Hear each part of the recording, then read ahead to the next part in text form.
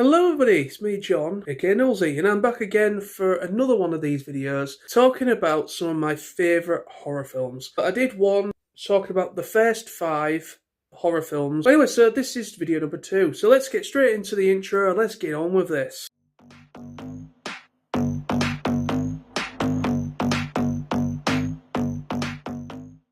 I'm going to get straight on into this. There's no need for any sort of introduction because this is the second video. Again, 5 films in this video. So the first film I'm going to talk about in this video is Evil Dead. Now, Evil Dead, there is technically 3 of them originally. You know, you've got Evil Dead 1 and 2, and then you've got the one which is mostly kind of more like a comedy, Army of Darkness film. So I'm going to talk about just mostly the Evil Dead, the original 2. Well, obviously the original Evil Dead I'm talking about in this, but yeah, I can't really not talk about Evil Dead 2 because it's still a brilliant film. But Evil Dead is the first film talking about in this. And I can't remember exactly when I saw this for the first time. I don't know if it might have been on the TV or something. Most likely, either on the TV or it's a film that I rented back in the day. Because we used to have a video rental shop. I saw the film and obviously I was blown away by it. I loved how atmospheric this film was. It was incredibly atmospheric. It was really creepy. I love the makeup effects on the girl the girl that mostly gets possessed in the film, and then all the issues that ensue around that with the curse and everything with the book of the dead and all that, everything that happens. And I just love the way this film is the directory, the videography, everything about it, the lighting, how dire it feels, and also how creepy it feels. I love everything about this film. I mean, obviously Ash is in all of them, and you can see why Ash became such a massive favourite within that franchise. I mean, what's really interesting about the Evil Dead films is it starts off really, the first 2 Evil Dead films are what I would call an actual horror film. They are both actual, I would say, they've got the foundations of an actual horror film, but then it sort of goes off on a totally different tangent when the third one comes out, which is Army of Darkness, which is just more like a comedy. And obviously you've got the remakes as well. But the original Evil Dead, the first one and the second one, from what I can gather with these films, hence why there's such a difference, is because they actually lost the rights, apparently. Apparently, when the film came out, they sort of lost the rights to the original film. So when Evil Dead 2 came out, it feels like a carbon copy of the first one, because they were technically trying to remake it because they lost the rights to the first one, so they wasn't allowed to make reference to the film before with Evil Dead 2. And then it happened again. They did actually lose the rights again, so that's why there's a massive difference with the third one, Army of Darkness, or Army of the Dead, whatever you want to call it. So that's why there's a massive. That's why there's no like massive connection. But then they eventually did get the rights back. The people behind it that made the film, they did eventually get the rights back. But it was like a little bit too late. It didn't really work. The continuity was all over the place and it didn't really quite work because they did the TV series as well. But yeah, Bruce Campbell will always be one of my heroes, and he played Ash really, really well. And the first 2 Evil Dead films will be forever my favourites. Okay, so film number 2 I'm going to talk about in this video is again another franchise that is still going on, but there's a catch, because I am only really a fan of like the first 3 of them, 3 or 4 of them. After the 4th one, I have seen pretty much all of them except for one of them, which is one of the more recent ones I haven't seen yet. And there's meant to be another one coming out. Is it this year? Another film coming out. This franchise is still very much alive, and it's still getting sequels. or continuities. But forever, the original trilogy, if you will, the original quadrilogy, basically the first four are among my favourites, and it's Scream. Yes, Scream. Now, Scream is a Wes Craven thing. So basically, the man, the myth, the legend that was Wes Craven that brought us, Freddy Krueger and Nightmare on Elm Street stuff and all that. This basically, Scream was one of the very first. Again, I mean, obviously, I spoke about in the first video I did about Texas Chainsaw Massacre. Now, Texas Chainsaw Massacre is kind of the first ever film that got me into what I call, which are slasher films. It's part of the slasher genre, and Scream was pretty much one of the first as well. It wasn't the first, but it's one of the first that I watched. And it's one of the contenders that really got me into that genre of movies. This was an actual proper slasher with a guy going around with an actual dagger or a knife. And the whole thing with Ghostface, the fact is, what I like is as well with the originals, it's actually a film. It's a film based on an actual case within the films. So it's kind of like, what I like about it is a film within a film. So it's kind of like the actors that are portraying certain characters in an adaptation of Scream, the film, in the film, are getting basically tracked down by a copycat killer. They're basically making a film within a film. I like that approach, that the killer is basically like a copycat killer, and I like the little twist that you see as the film progresses, and you find out that it is actually more than one person behind the mask. It's not just one person, it could be two, could be three, maybe even four people.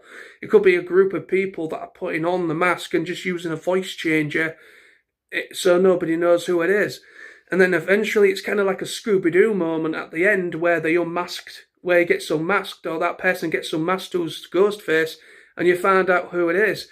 And it's kind of like, every time you watch a Scream film, it's always kind of like, who is that behind the mask? And then eventually gets unmasked and you find out exactly who it is and the intentions behind that person, why they're doing what they're doing and all that. And that's what I really liked about it. It was kind of very Scooby-Doo-esque in that essence, in that way. But I do love Scream. The more newer stuff, it's okay. Like the more recent stuff where they started bringing back the original cast members, they're starting to bring back the original cast with new cast, and ever since they started bringing back the original cast, I've been sort of preferring those ones because it reminds me of the originals. After the third one, they start getting a little bit stupid, and some of them that came later are, I think, rubbish in comparison. Ever since Wes Craven sadly passed away and other people have taken the mantle, taken the reins, I just think it hasn't been as good as it was. I will forever be a big fan of the original Scream films. They are forever my favourites. Okay, so film number 3 I'm going to talk about in this video is Hellraiser.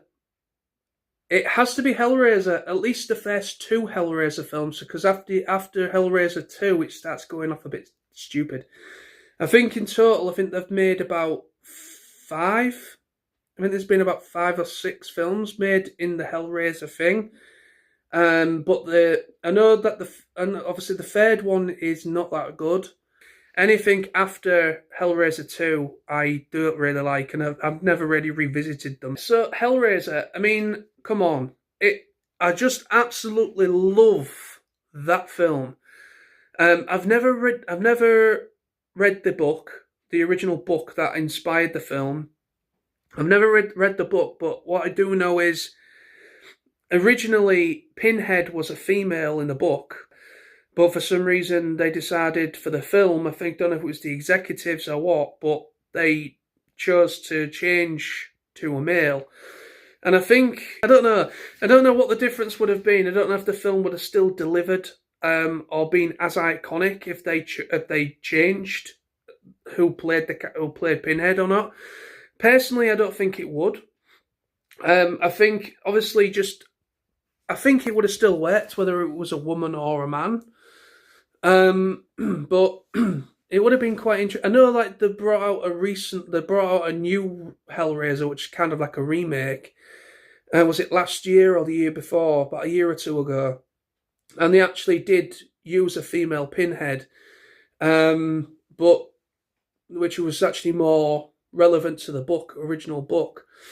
But no, I mean the original Hellraiser films, at least the first two, will forever be among my favourites because it's the one-liners. It's what Pinhead says. It's like, "Oh, no tears, please. It's a waste of good suffering," and things like that. It's just the dialogue from Pinhead is just brilliant, and it's spine. You know, you just get shivers down your spine whenever he speaks. It's just and it's very gothic and BDSM-y, if I can even say that on YouTube, because obviously the outfits they're wearing is very prerogative, and it's obviously on purpose because of the whole nature of the films. It's like, I just love everything about them. I mean, especially the second one is actually my favourite of the two.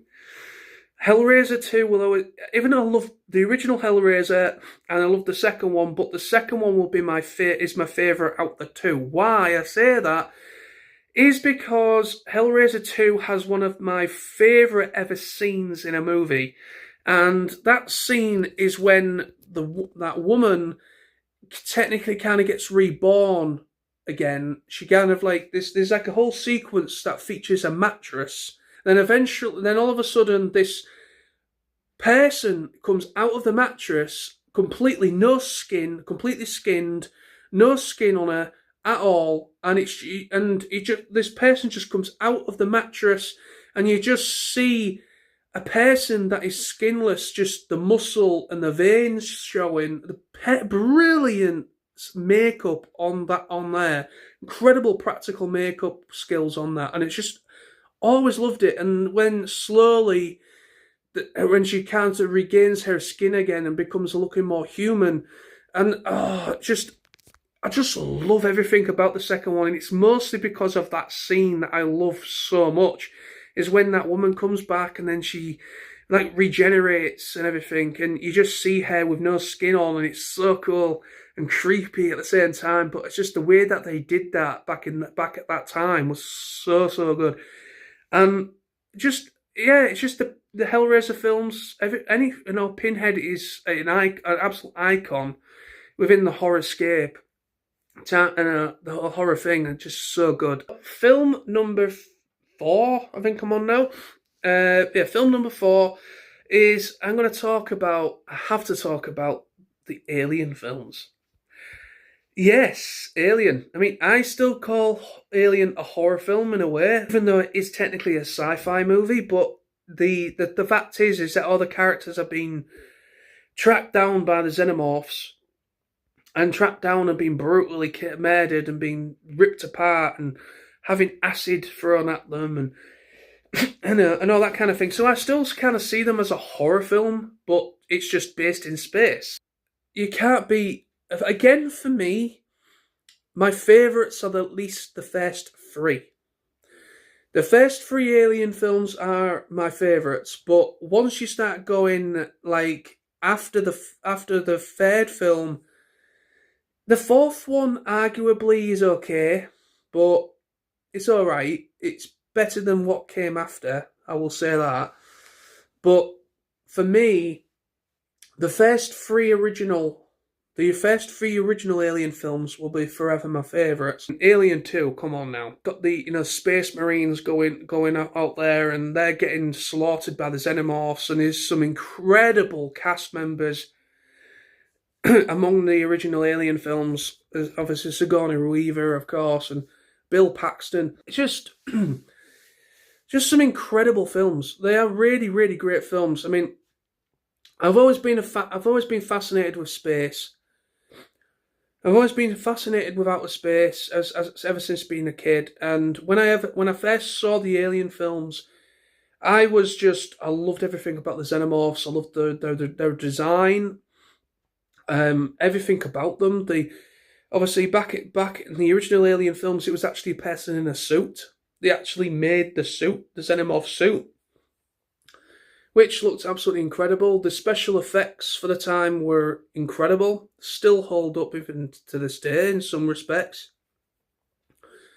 And the whole atmospheric feeling of them, the fact that you're in space and it's like this claustrophobic feeling that you get from them, and then the fact that they're on a spaceship, there is literally no escape except for the vacuum of space. That is the only escape you're going to get, is the vacuum of space, and humans can't, humans can't survive in outer space without any sort of spacesuit on, and it's only for a limited time, of course, with oxygen.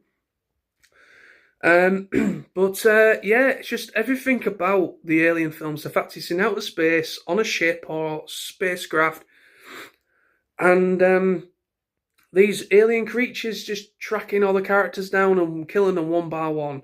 And you've got to love Ripley. Ripley was forever one of my favourite characters in film history.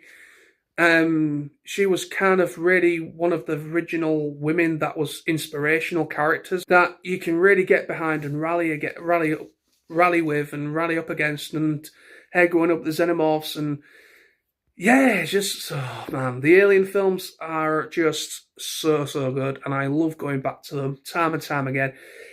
I mean, I do not like Alien Covenant, and I do not like Prometheus. Do not like those films at all. I found them a snorefest. So, but the first three Alien films, bang on, and then Romulus is like my fourth favourite within the franchise. Number 5, the last film I'm going to talk about in this video, and this film is actually a very recent film, and I wouldn't say it's a horror film as per se, but it's within that scale, and it's a ghost movie. It's technically kind of... But what I like about it is, it's not really scary. It's a little unsettling because of the way the film is presented. But what I like about this film is, I actually watched this on the plane when I went to America, and I watched it, and I actually really enjoyed it. I didn't think I would. It's not scary in the same sense of it being a horror movie. I see this more as a thriller. And it's a film called Presence.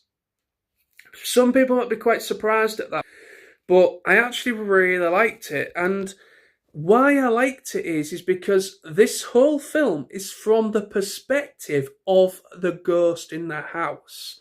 And there's not many horror films that are going from the perspective of the presence within the house. It's always from the perspective of the people in the home. So it's like like every ghost story, anything that's about a presence or something, it's always some family moving into the house and they start to experience things going on. Like the kids start seeing things, and then the presence starts getting stronger and stronger and stronger, and then the family start bickering and fighting between themselves. That is kind of what you see in a lot of haunted and possession sort of films. This film, however, Presence, is a little different. Now, it starts off, yes, with a family moving into the house for the first time, but the entire film is from a POV of this spirit just either in the room. There's a presence in the room, in the house. You don't know who it is until later on in the film. And there's only one person that can sense it or possibly see it, and it's the daughter. The daughter of the family, she's the only one that sees it.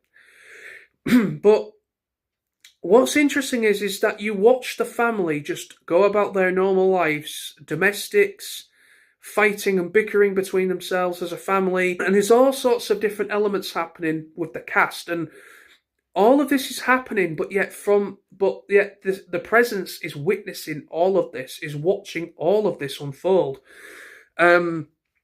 There's a really unsettling scene with basically the daughter. She gets a boyfriend, and he basically, attempts to drug her and have his way with her. And the present sees this and tries to prevent it from happening. It's kind of like, it's all from the perspective. This, you know, the whole idea is it's from the perspective of the presence within the home. And there's only one character that can actually see it. And as the film progresses, this presence gets a little bit more noticeable. The presence starts, you know, opening cupboard doors, and it's, you know, as because there's a lot of negativity within the house, the presence starts to get stronger and stronger and stronger, feeding on this. And then you find out the who this person could be, and all this kind of thing. But yeah, what I love about it is that it's not necessarily it's not scary. It's not trying to be scary in the same sense of it being a horror film. But it's the fact is that this presence is actually somebody that the family knew. It's a relative that passed away. And also it's like a mixture of the daughter, she lost a friend to, basically. She killed herself. And there's kind of this confusion within the film presence, that they don't know who the presence is, whether it's the grandmother who passed away, which is, you know, the grandmother that passed away, or it's the friend of the daughter that passed away. And it's kind of this confusion of who this presence could be.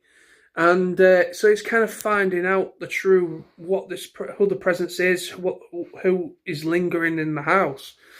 And but yeah, what I love about it is that the fact is that the camera is always at certain angles throughout the whole film.